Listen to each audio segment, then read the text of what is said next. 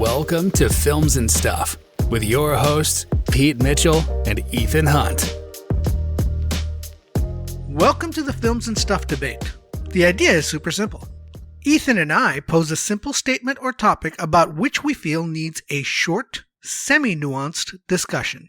Then Pete and I will randomly assign ourselves either the pro or anti side of the statement. We then each get up to 4 minutes of uninterrupted time to argue our points. After their opening round, Ethan and I get a 3-minute rebuttal each, which is followed by a 1-minute closing statement. And then it's up to you, the listener, to decide who is the rightful winner. Vote for us on Twitter, leave a comment on our YouTube channel, and let us know who you think won. And now, on to our debate. Bring it on. All right, Ethan, Debate Club, we're back. Pete, Debate Club, what is the topic that we will submit to our jury of peers today? All right, so the topic is my main man, Nicolas Cage, is an overrated actor who is no longer A-list. And believe me, it hurt just to read that statement. I am the prosecutor on behalf of Films and Stuff. And I am the defender. I am the defending attorney, the public defender also on behalf of Films and Stuff. So the charge is Mr. Nicolas Cage has been charged with identity theft of impersonating an A-list actor. Oh, God.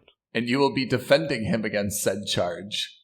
That's absolutely correct. I'm interested to see your evidence. So, I'm going to get the timer out and ready. May I begin? Ladies, and how much time do I have? Remind our listeners and your co-host of the format. Wonderful. So we each have 4 minutes. 4 minutes. To state our case. It goes 4-3-1, correct? 4-3-1, that's right. Ladies and gentlemen of the entertainment jury, I submit to you that Nicolas Cage, at one time in his illustrious career, was an A-list actor. However, the way the list works is that once you're on the list, you're not entitled to perpetually be on the list. You can move down, or you can move back up again, but usually you just move down. And Nicolas Cage, in my opinion, is no longer on the A-list. A few items of evidence to support this charge.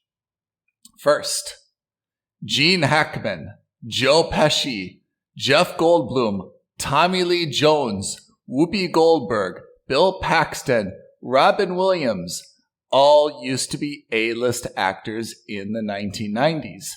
They are no longer A-list actors. They are respected actors. They were at one point A-list, but they are no longer anymore.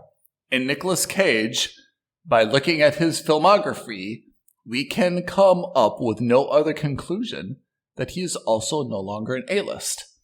I will submit to you the following movies that appear on his IMDb that indicate he is not an A-list actor. Willy's Wonderland. He plays the janitor. Not even a name. 2021. Prisoners of the Ghostland.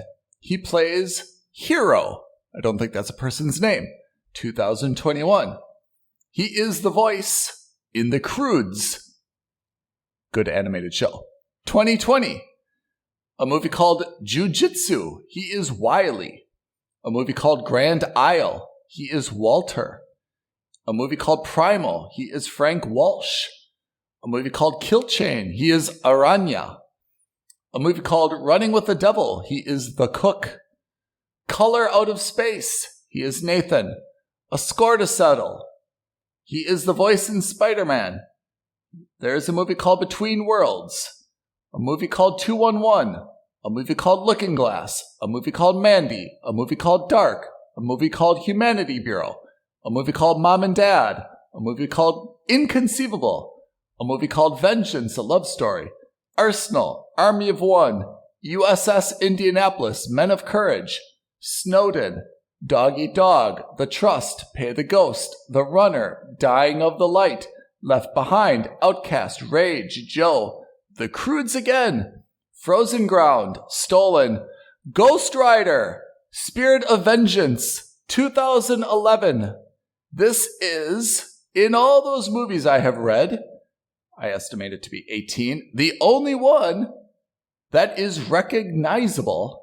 And I think we all agree Ghost Rider, the first or the second, was not good. If we're looking prior to that, 2010, he was in Kick-Ass. He was the dad. Even before that, we're getting to what? Wicker Man, 2006. The Weatherman, 2005. Maybe Lord of War, Yuri Orlov, 2005. My dear friends, Nick Cage has had a tremendous career, should be applauded, but he is no longer an A-list actor. Thank you. Okay, Pete, you're up. Show me what you got. Defend your man. Sorry, I'm just recovering from all those body blows. It's all right. All right, let's do this. Let me get the timer going. All right. Ladies and gentlemen, I put it to you that Nicolas Cage is an A-list actor. I have 2 words for you. Academy Award. Something even other beloved actors such as Tom Cruise have yet to achieve. He is one for 2 in Best Actor nominations and has won countless other awards, and that's just within the film acting industry. He's also won 5 Blockbuster Awards. He has no raspberries. He has 2 MTV Movie Awards.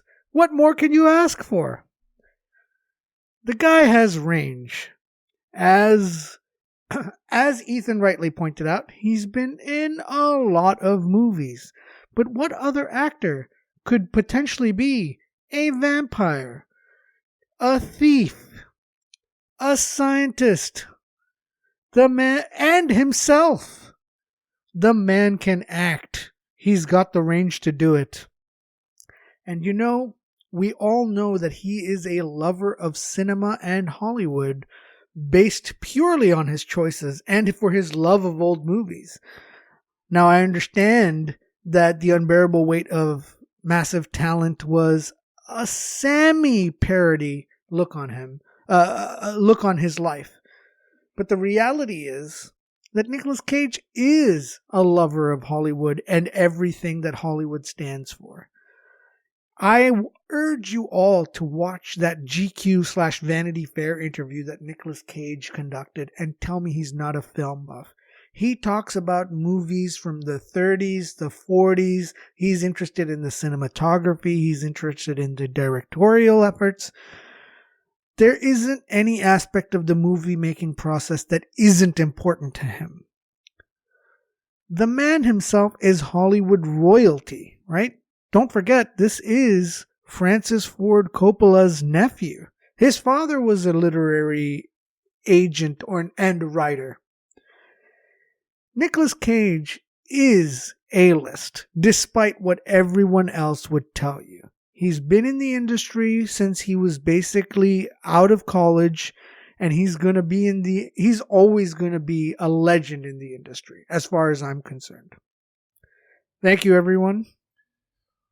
Well, Pete, you made a lot of statements, and all of those statements are true. He is Hollywood royalty. He is, in fact, a film buff. He does, in fact, have a lot of range. But none of those demonstrate that he is an A-list actor. I will submit to you the list of Academy Award winners, not always so illustrious, for the past few years. Gary Oldman, Casey Affleck, Eddie Redmayne, Colin Firth, Jeff Bridges, Daniel Day-Lewis, Adrian Brody. Are these all A-list actors anymore? Kevin Spacey has an Academy Award. Is he an A-list actor? Roberto Benigni. Jeffrey Rush. Yes, Nicolas Cage.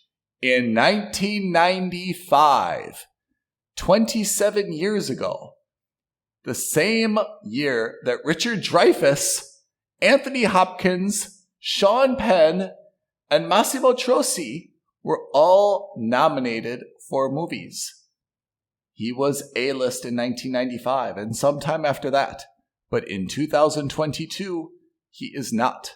And I submit to you that his very excellent recent movie, The Unbearable Weight of Massive Talent, is made as a type of tribute to himself of an aging actor who realizes that they are no longer A-list, but has difficulty giving up their throne at the head of the table of Hollywood royalty. Nicolas Cage had a tremendous career, is always an exceptional actor who gives 100%, but that is different than being A-list. Fine words mentioned. But, ladies and gentlemen, I think you'll find that Ethan's entire argument lies on the fact that he believes that A-list actors have to be constantly working. And I would submit to you that that is absolutely not the case. A-list actors, once you're on that list, you're on that list for life. It's like a lifetime membership into this, let's say, ethereal plane of acting greatness. Wow. Every one of those actors that you've mentioned is still an A-list actor. Acting doesn't just necessarily mean staying current. I agree that it's an important element to staying in. Staying current is important in the sense that you want to continue earning money and stay relevant, but that doesn't have anything to do with acting ability and acting quality, and frankly speaking, that's exactly what the A-list is about. And in terms of all those movies that he's done and maybe overdone, let's be very clear. Nicolas Cage is in desperate or was in desperate need for money. But that had to do with the fact that he has maybe a bad financial manager. Maybe he has some questionable spending. Although if I were in his position, I too would want to buy an island in the Bermudas and a dinosaur skull from Mongolia. But remember, none of these have anything to do with his acting ability. Those are all ancillary facts about him as Nicolas Cage, the personal life man, not Nicolas Cage, the actor. Who else but a hard worker would want to continue doing all the jobs and have the integrity to say that I will do whatever job I can get so that I can fulfill the obligations that I have, not just to my fans, but also potentially to the IRS. Nicolas Cage is an honorable man, and you can see that honor in all the A-list acting that he's done. Look at Mandy, some of the finest work he's done in years. Pig, also some of the finest work that he's done in years. A-list acting isn't about taking on massive $100 million, $200 million roles. It's about taking any role, whether it's a $100 movie or a $100 million movie, and saying, I'm going to own this part, and I'm going to give it 110%, and I'm going to make it memorable. And let's be clear, Nicolas Cage makes everything he does memorable. Pete, I admire your arguments. In many ways, they are compelling. Based on your argument, that is, the A-list is a list in which additions, but not subtractions, are allowed. However, A-list is called a list, but what it really means is, in Hollywood, who at this very moment is the current group of most popular, most bankable, most influential actors at any given moment. If you think of it as a wedding ceremony, who are your best friends that you put at a table of 8 with only 8 chairs? You don't have indefinite room to continue adding more and more chairs, just like you're adding more and more names to a lifetime achievement list. And this is where we fundamentally disagree. Certainly, I'm not questioning Nicolas Cage's contributions or his talent. I'm simply saying that as of today, if any studio head is asking for the most popular, the most bankable, the most hot and influential actor, Nicolas Cage is not appearing on that shortlist. And that shortlist is what we call the A-list. He is on a list of accomplished actors. He is on a list of Academy Award-winning actors. But that is a different list, and he does not appear, I'm sorry to say, on the A-list. Ladies and gentlemen of the jury, I rest my case.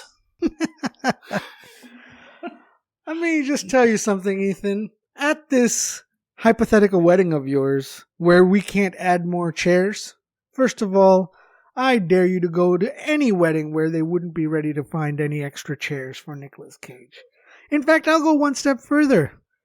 Nicolas Cage doesn't even need a chair. You know why? Because he's up front serving as the best man to the groom. Nicolas Cage makes movies relevant. And he makes movie news. Regardless of whether the movie is a critical hit or not. And that is what makes him an A-list actor. He is so out there. His performances are so wild and have to be seen to be believed that he makes headlines just by joining any movie. And again, I would remind you that Nicolas Cage, Oscar winner Nicolas Cage, is Hollywood royalty. And therefore, I conclude my argument by saying Nicolas Cage isn't just an A-list actor. No. He's an A-plus list actor. Thank you, everybody. Thanks, everyone, for listening to Debate Club on Films and Stuff. We'll put a poll on Twitter, and let's see what our erstwhile listeners say in response to our respective arguments, whether Nicolas Cage is a former A-list actor or whether, as Pete submits, he is an A-plus list actor who needs no chair at the table. He is on the table. And I will make my commitment to you, Ethan, that I will not create 1,200 different profiles on Twitter so that I can vote 1,200 times.